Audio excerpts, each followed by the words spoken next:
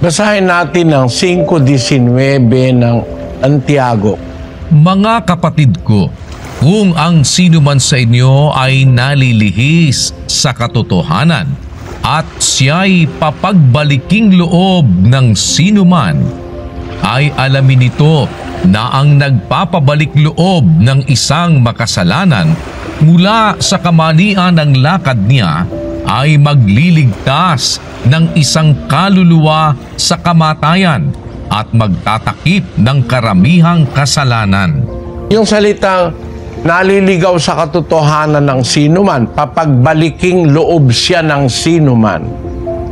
Alam mo, yung pagbabalik loob sa Diyos, may kinakasangkapan ng Diyos para ang tao ay makapagbalik loob. Maaaring ang asawa, anak, magulang, kaibigan, maaaring kaaway.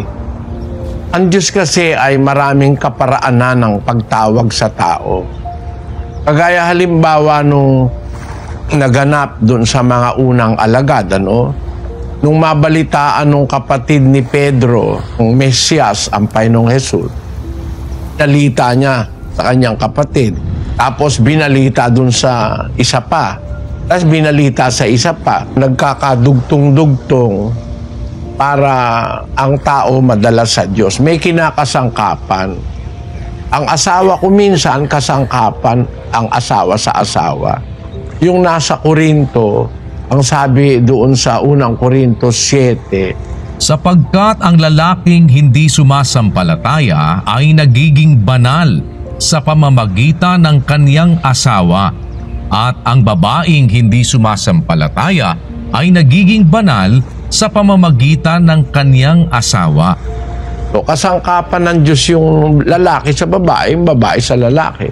Ang katunayan, doon sa unang Pedro 3, versikulo 1, gayon din naman kayong mga asawang babae, pasakop kayo sa inyong sari-sariling asawa, upang kung ang ilan ay hindi tumalima sa salita, ay mga hikayat ng walang salita sa pamamagitan ng ugali ng kani-kaniyang asawang babae. Yung lalaking hindi sumasampalataya, mahikayat kahit walang salita sa pamamagitan ng ugali ng babaeng kaanib sa iglesia o babaeng lingkod ng Diyos. Pwede siyang maging kasangkapan ng Diyos para sa pamamagitan ng kanyang mabuting ugali, yung asawa niyang lalaki na hindi naniniwala, mapaniwala. At yun, nangyari na nga sa nanay ko at saka sa tatay ko. Kaya alam kong sabihin sa iyo yun, kapatid.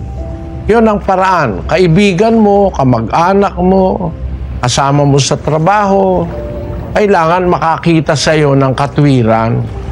Mahikayat mo, maipakita mo yung natutunan mong aral, nagiging halimbawa ka sa kanila. Ganyan ang mga kapatid sa iglesia. Yung mga dating sugarol, dating mga bisyoso, mga drug addict nung makapakinig, nagbago, nagulat yung mga magulang. Naku, hindi ko na patinuyang anak ko. Talagang ibinibitin ko na yan sabi. Tinatalian ko na, binubugbog ko na, ayaw tumino. Biglang-bigla tumino, nawala ang sigarilyo, nawala ang bisyo. Nagtanong sila. Ayun pala, nakapakinig sa ang dating naanib. Yun, sa pamamagitan ng mabuting gawang nakita dun sa anak nila, nabuksan yung isip ng magulang. Ayun, yun, dating lulong na lulong. Pero nung makapakinig ng aral, kasangkapan ng kanyang mga kamag-anak at ang kanyang asawa.